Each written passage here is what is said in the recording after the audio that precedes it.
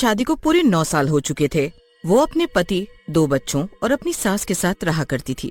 उसके बच्चों का नाम श्रेया और रोहन था और पति का नाम मुकुल था। राधा का ससुराल उसके मायके के पास ही था, इसीलिए वो अपने मायके अक्सर जाती रहती थी। पर अपने पति की नौकरी और बच्चों के स्कूल होने के कारण वो ज्यादा दिन नहीं रह पाती थी। एक दिन की बात है, वो किचन में सुबह का नाश्ता बना रही होती है। अरे सुनो, सब तैयार हुए कि नहीं? नाश्ता तैयार है। कितनी देर लगाते हो यार तुम भी। मैं जल्दी से अपना काम तो निपटाऊं फिर। मैं आ गया भाई। तुम्हारे बच्चों का पता नहीं। तुम्हारे नहीं है क्या? जरा कभी मेरी मदद भी कर दिया करो किचन में, कितना काम होता है यहाँ। तैयार होने में समय निकल जाता है राधा। ये बच्चे नहीं हुए क्या अभी तक तैयार? हमेशा के इनके यही काम है, फिर जल्दबाजी में नाश्ता भी नहीं करेंगे। जल्दी आओ, देर हो जाएगी। तुम भी ना राधा, हड़बड़ी में काम ठीक से नहीं होता। कोई नहीं, थोड़ा 5-10 मिनट ऊपर नीचे चलता है। तुम्हारा तो ठीक है, पर बच्चों के लिए देर हो जाती है। उनके स्कूल का गेट बंद हो जाता है। तुम भी ना राधा, स्कूल बस नहीं आई अभी, गेट कैसे बंद हो जाएगा?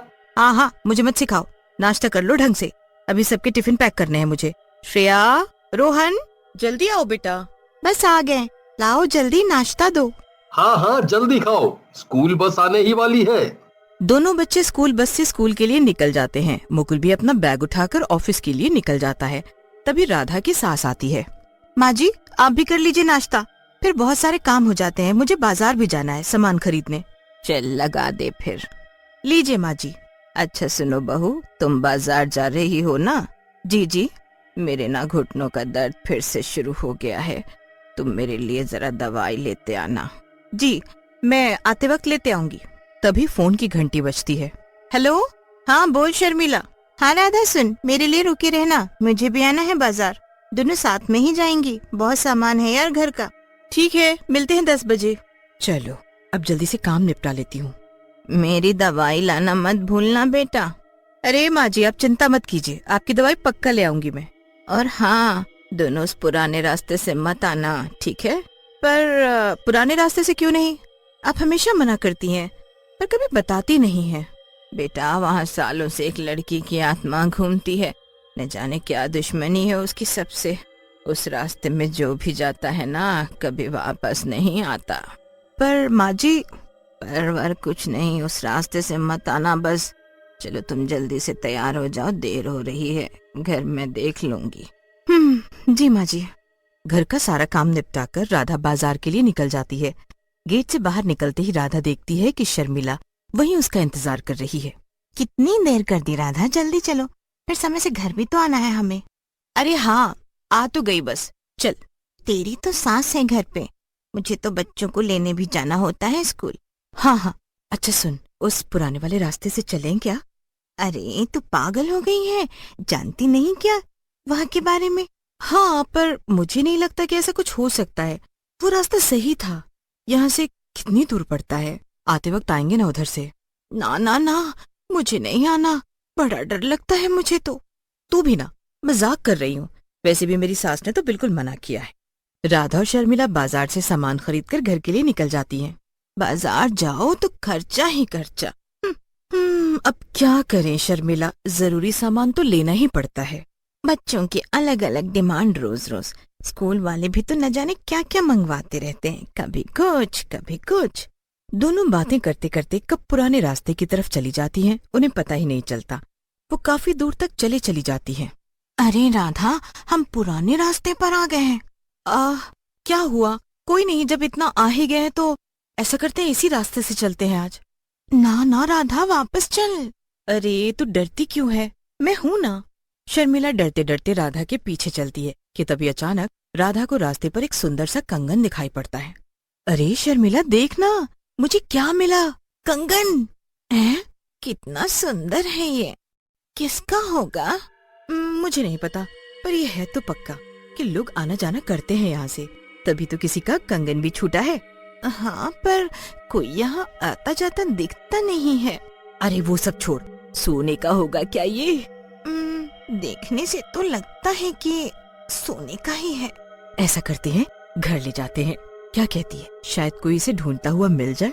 हाँ, ये सही रहेगा। दोनों घर की ओर चलने लगती हैं। अचानक उन्हें लगता है जैसे कोई उनके पीछे आ रहा है। वो पीछे देखती हैं तो कोई नहीं होता। राधा, मुझे कुछ ठीक नहीं लग रहा है, जल्दी जल्दी चल। अरे तू डर मत, बस आगे आगे चलती रहे। कुछ तो है राधा, लोग सही कहते हैं यहाँ के बारे में। दोनों जल्दी जल्दी चलती हैं और पीछे मुड़कर भी नहीं देखती। जैसे तैसे दोनों घर पहुँच जाती हैं। राधा जब रात को सब सो जाते हैं तब उस कंगन को पहनकर अपने पति मुकुल को दिखाती है। ये देखो जी, मुझे क्या मिला है। ये तो सोने का लगता है। तुम्हें कहाँ से मिला?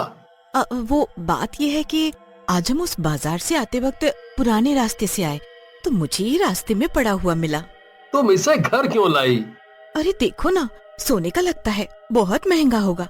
हाँ, पर रास्ते की चीज नहीं उठानी चाहिए। अरे जरा सोचो, इसको बेचकर हम अपना सारा कर्जा चुका सकते हैं और जितने पैसे बचेंगे उसका हम कुछ और इस्तेमाल कर लेंगे। हम किसी और के कंगन को कैसे बेच सकते हैं? राधा, ये गलत हो। मिला है, अभी हमारा ही हुआ ना। अच्छा, अभी सो जाते हैं, कल देखते हैं इसका क्या करना है। राधा कंगन को तकिए के नीचे रखकर सो जाती है।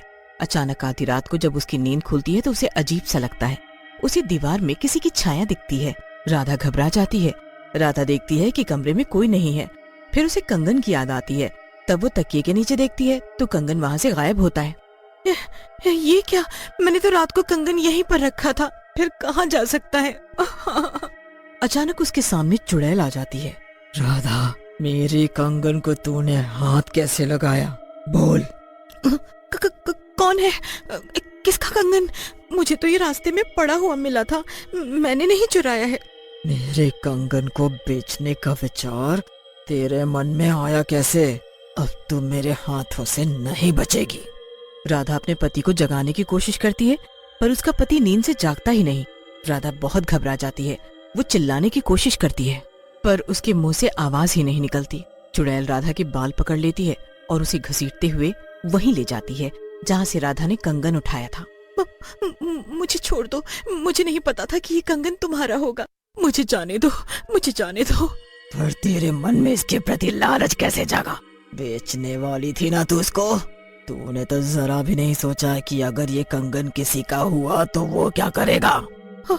मुझे माफ कर दो, मैं आगे से ऐसा हरगिज नहीं करूंगी।